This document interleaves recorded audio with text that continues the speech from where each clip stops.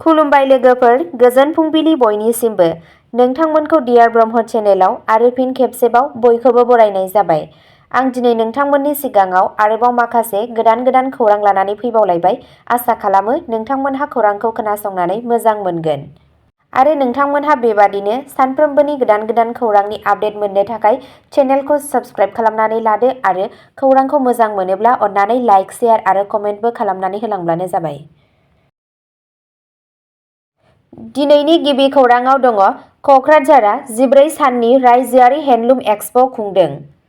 Bodoland territorial ओनसोलनि धोनि हारिमुआरि उनमोनथाइनि मोनसे फालिथायाव दिनै क'क्राझाराव 14 साननि हादोरसा हेन्डलुम एक्सप'आ जागायजेनो। बे समायना हाबाफारिया ओनसोलनि जोबोद समायना आखाइ इसान दिन्थियो, जाय गोदो-गोदायनि सि दानाय दोरोंफोरखौ दिन्थियो, जाय जोलैफोरनिफ्राय सोलिबोगासिनो दं। सा 60 नि बांसिन बाहागो लागिरिफोरा गावसोरनि रुजुजायै डिजाइनफोर आरो जिआइटेग खालामजानाय आखाइ इसान दिहुनथायफोरखौ दिन्थिफुंगासिनो दं, जाय रोंग'थि गोनां सि दाग्रा हारिनि थाखाय जोंनो मोनसे जौसां होयो। बे एक्सप'आ बिटिआरनि आखाइ इसान बानायनायनि समायना आरो बायदि रोखोमखौ मोनदांनो थाखाय मोनसे मोजां खाबु।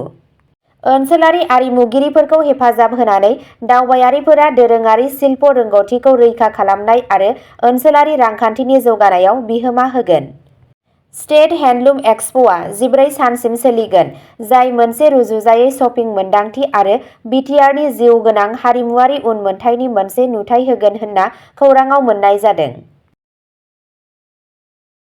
नैथि खौराङाव दङ क'क्राझारआ स्किल यात्रा हाबाफारि बेखेवदों। आसाम स्किल डेभेलपमेन्ट मिशन आरो बिटिआरनि स्किल इमप्लयमेन्ट एन्ड एन्टारप्रेन्युरशिप डेभेलपमेन्ट बिफाननि गेजेराव मोनसे लोगोआरि नाजानाय स्किल यात्रा हाबाफारिया दिनैनिफ्राय क'क्राझारनि हिनजावसा फरायसालिमा अडिट'रियामाव जागायजेनो। बे हाबाफारिया गाहाय मन्थ्रि नरेन्द्र मदिनि भारतखौ बुहुमनि स्किल केपिटेल बानायनायनि नोजोरजों गोरोबो।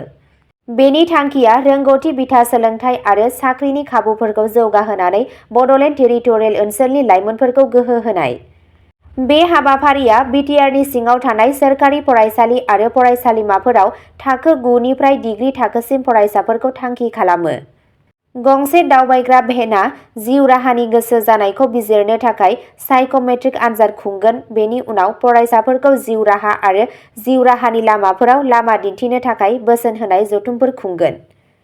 बे जौसांखौ होनानै स्किल यात्रा हाबाफारिया सोलोंथाइ आरो साख्रिनि गेजेरनि फारागथिखौ फोजोबनो मिजिं थिदों, जाय बिटिआरनि लाइमोनफोरखौ आथिखालनि बादायलु साख्रिनि हाथायाव जाफुंसार जानो थाखाय गोनां रोंग'थिफोरखौ सुजुगोन। थामथि खौराङाव दङ गुवाहाटी पुलिसआ साइबार क्राइम नेटवर्कखौ फोजोबस्रांदों, सा 7 खौ हमदों। गुवाहाटीआव मोनसे गाहाय साइबार क्राइम नेटवर्कखौ फोजोबस्रांनाय जादों, जेराव पुलिसआ गंसे हटेलनिफ्राय सालायनाय सा 7 गाज्रि साइबार दायनिगिरिफोरखौ खादों। 6 माइलनि मोनसे हटेलाव खानाय जादोंमोन, जेराव दायनिगिरिफोरखौ थगायसुला बिथांखिफोर सालायनाय नुनो मोन्दोंमोन। रिपर्टनि बायदियैब्ला हमजानाय सुबुंफोरनि गेजेराव जेहेरुल आलम, जकारिया शेख, साहिल आली, महम्मद बुरहान, थकाम ताजुल, फुटेम संजुथय मैथै आरो दीपक बरा दं, जायफोरखौ दिसपुर पुलिसआ हमदों। बे दायनिगिरिफोरा मोनसे गोदानथार रेकेट सालायगासिनो दंमोन होनना खौराङाव मिथिनो मोननाय जादों। पुलिसनि गाग्लोबनाया ओनसोलाव साइबार क्राइमनि बांलांनाय जेंनाखौ नोजोर होयो आरो बिबानगिरिफोरा बांसिन दायनिगिरिफोरखौ साजा होनो थाखाय रादाय होयो। ब्रैथि खौराङाव दङ गुवाहाटीआव फिसा-फिसौ दायनि थाखाय उन्दै गथ'साखौ खास्रि-बिस्रियै गाग्लोबनायनि दायआव सानै हमजादों। गुवाहाटीनि भगदत्तपुर पुलिसआ समबाराव आयेनखौ आखायाव लानाय आरो सासे उन्दै गथ'साखौ गाज्रि रोखोमै गाग्लोबनायनि थाखाय सानै सुबुंखौ खादों। बेयो मोनसे भिडिअ नुजानायनि उनाव जादोंमोन जेराव उन्दै गथ'साखौ गाग्लोबनाय जादों, जेराव फोरमायथिनाय जादोंमोन दि सासे गाग्लोबग्राया साबिजों बुजानायनि उनाव बिनि मेगनाव गोब्राब जखम जादोंमोन। बे जाथाया, जाय गुवाहाटीनि जातीय ओनसोलनिफ्राय खौरां मोन्नाय जादोंमोन, गाग्लोबग्राजों अजद होजानाय मोनसे फिसा दायनि थाखायमोन।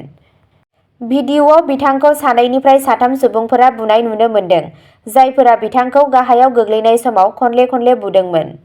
जायगानि पुलिसनो खौरां हरनायनि उनाव बिसोरो फैयो आरो बिथांखौ रैखा खालामो आरो बिथांखौ गोख्रै फाहामथायनि थाखाय लाना थाङो।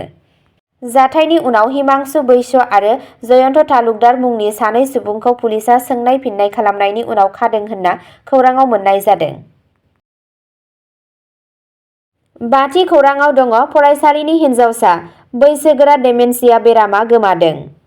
समबारनि रिपर्टनि बायदिब्ला सानैबो गुबुन गुबुन केसफोराव गोमानायनि उनाव गुवाहाटीआव सासे फरायसालिनि हिनजावसा आरो सासे बैसोगोरा सुबुंनि बागै सानै गोमानाय सुबुंनि रिपर्ट होनाय जादों।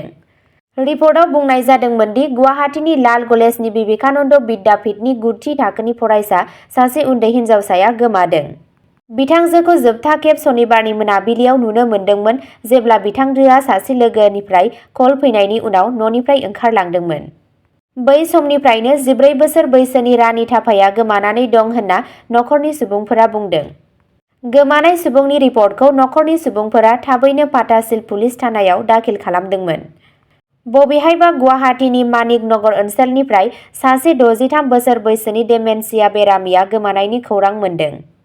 निरन्जन मेधिया 6 फुटसो गोजौ आरो जोबथायाव गोसोम गाबनि जिन्स, मोनसे रेजें गोथां गाबनि टि-शार्ट आरो मोनसे गोसोम केप गानदोंमोन। नखरा बिथांनि थावनिनि जायखिजाया गुदि खिथानि थाखाय मोनसे कन्टेक्ट नम्बर 9864054312 जारि खालामदों।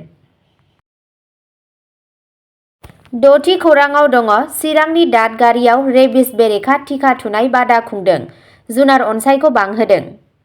Bhutan India friendship association (BIFA) आरो हाथीसर हिमालयान क्लाबआ जयै भुटान भारत सिमानि साखाथियाव थानाय आसामनि चिरांनि दादगारि ओनसोलाव रेबिस बेरेखा टिका थुनाय बादा खुंदों, जायनि थांखिया जुनार अनसायनाय आरो आबहावायारि साखोन-सिखोनखौ जौगाहोनाय। बादानि गुदि थांखिया लामानि सैमा फिसिनाय सैमा आरो मावजिफोरखौ गिख्रंथाव रेबिस जिउसानि बेरेखायै टिका थुनायमोन, जाय जिब-जुनारफोर आरो जायगानि थागिरिफोरा मोन्नैनिबो रैखाथिखौ रोखा खालामनाय जादों। बे बादाया मोनसे गुवार हाबाफारिनि बाहागोमोन जेराव स्वच्छ सफाई अभियान, साखोन-सिखोन फोसावनाय जागायनायबो दंमोन। मावसोम हानजाफोर आरो बाहागो लागिरिफोरा बादा ओनसोलनि सोरगिदिं साखोन-सिखोन खालामनो, आबहावायारि सांग्रांथिखौ बांहोनो आरो सुबुं समाजनि सोद्रोमाफोरनि गेजेराव साबसिन साखोन-सिखोन आदबफोरखौ थुलुंगा होनो थाखाय जयै हाबा मावदोंमोन। बे हाबाफारियाव बिबुंथि होनानै भुटान भारत गोरोबथा गौथुमनि गाहाय नेहाथारि दावा भेन्जरआ मोनसे सावस्रि, बांसिन अनसुला समाजखौ जौगाहोनायाव बेबादि हाबाफारिनि गोनांथिनि सायाव गोसो होदों।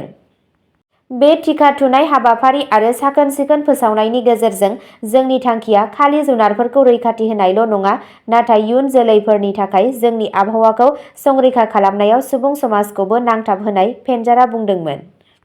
बे जाफुंसार हाबाफारिया भुटान आरो भारतनि गेजेराव सिमा बारनाय हेफाजाबखौ गोख्रों खालामनायाव मोनसे आगान सिगां होयो आरो रेबिसखौ होबथानायाव सुबुं सांग्रांथिनि गोनांथिखौ दिन्थियो। अब्ला दिनैनि खौरांआ एसेनोसै। जाय बिथांमोनहा सानसेनि फानजामुथिखौ नायनानै मोजां मोनो, स्क्रिनआव होनाय चेनेल बड' इनफ' पइन्टआव थांनानै नायहैनो हागोन। चेनेलनि लिंकखौ डिस्क्रिप्शनाव होनाय जादों। गोजोन्थों।